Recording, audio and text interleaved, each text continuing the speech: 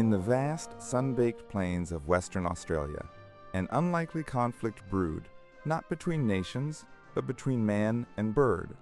In 1932, as the Great Depression tightened its grip, farmers found their crops decimated by an unstoppable force, an army of over 20,000 emus. Desperate, the Australian military was deployed, armed with machine guns, ready to combat this feathered invasion. What followed was a bizarre and ultimately comical campaign. The emus, surprisingly elusive and resilient, proved formidable adversaries, scattering at the first sign of danger, their speed and unpredictable movements frustrating the soldiers at every turn. Despite valiant efforts, the machine guns proved less effective than anticipated, and after a series of skirmishes, the military withdrew, defeated by the very creatures they were sent to vanquish. The Emu War became a stark and rather amusing reminder that nature, in its own wild way, can sometimes hold the upper hand. In 1881, a thunderclap echoed across Anglo-Egyptian Sudan. From the heart of the desert rose a figure who would ignite a continent, Muhammad Ahmad. He declared himself the Mahdi, the divinely guided one, prophesied to restore Islam to its purest form. His call was not for peace, but for a holy war, a fervent Islamic revival against the distant Ottoman Egyptian rulers. And the Sudanese people, weary of foreign dominion, answered. A massive uprising swept the land, united by a shared faith and a burning desire for freedom. The iconic siege of Khartoum, the dramatic stand of General Gordon, ended in a shocking British defeat.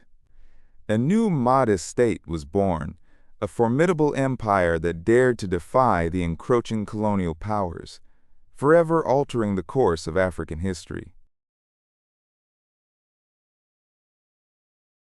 The year is 31 BC, and Rome, torn asunder by civil war, holds its breath.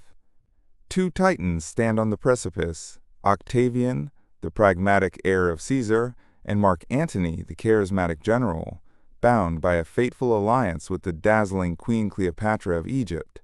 Their destinies and the fate of an empire are about to collide in a spectacle of unparalleled naval might. Off the coast of Actium, Greece, two colossal fleets converge, a sea of sails darkening the horizon. Then, in a move that stunned all who witnessed it, Cleopatra's ships, laden with treasure and perhaps with fear, broke formation and fled. Antony, his heart and his ambitions seemingly adrift with hers, followed. His legions on land were left to face Octavian alone, sealing a victory that would echo through millennia. This single battle didn't just end a war, it marked the death knell of the Roman Republic and the dawn of an empire. Imagine peering into the vast unknown, armed with little more than curiosity and a homemade telescope. It was March of 1781, in the quiet city of Bath, England, when an amateur astronomer named William Herschel found himself doing just that. He was diligently scanning the celestial tapestry when something caught his eye. Not a star, twinkling with familiar constancy, nor a fleeting comet. This was different. It moved with a slow, deliberate grace that hinted at something far grander.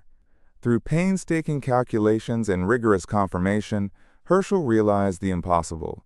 He had discovered a new world, a planet. Not just any planet, but one that resided far beyond the known boundaries of Saturn, a realm previously relegated to the realm of pure imagination. This was the very first planet ever found with the aid of a telescope, a discovery that irrevocably expanded our understanding of our solar system, forever changing the cosmic map we thought we knew. The year is 1872. The American West, a land of promise and peril, was in the throes of a boom. Fortunes were being made and lost with dizzying speed. Into this chaotic landscape stepped two prospectors, bearing a secret that would ignite a nation's imagination.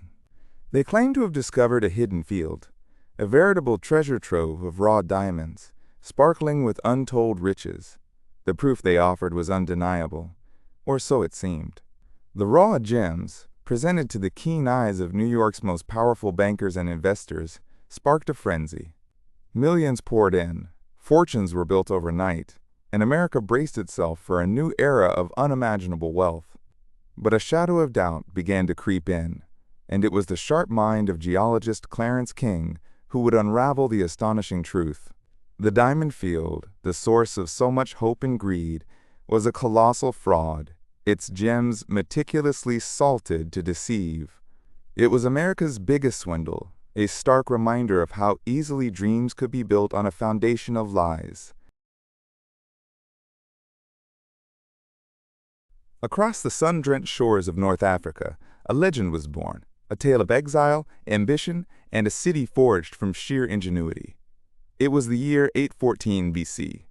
From the ancient Phoenician city of Tyre, a princess named Dido fled, a queen in exile, desperately seeking a new haven, a place to rebuild her power. Her eyes fell upon a promising stretch of coastline, and she approached a local chieftain, seeking land to settle. Her audacious request, as much land as an ox hide can cover, was met with amusement. But Dido, with a mind as sharp as any blade, had a plan. She ingeniously sliced the hide into impossibly fine strips, a delicate thread that, when laid end to end, encircled a mighty hill, later known as Byrsa. Upon this strategic vantage point, a new metropolis began to rise, Carthage. From this single, brilliant act of cunning, the foundations of a vast Phoenician trading empire were laid, a future formidable rival to Rome, born not just of conquest, but of extraordinary wit.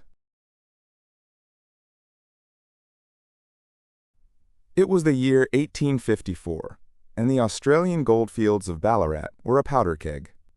For years, the miners who toiled under a relentless sun had been burdened by unjust taxes and the humiliating requirement of a miner's license, a constant reminder of their subservient status. This simmering resentment, ignored by distant authorities, began to boil over. A rebellion brewed, symbolized by a defiant new flag, the Eureka. Thousands converged, building a fortified stockade, a desperate stand for their rights. But the dream of freedom was shattered in a brutal dawn raid. Government troops attacked, and in the ensuing chaos, dozens perished. Yet, from this tragic bloodshed, a powerful seed was sown. The Eureka Stockade, though a defeat for the rebels, became a pivotal moment, a bloody, courageous fight that ultimately helped give birth to Australian democracy.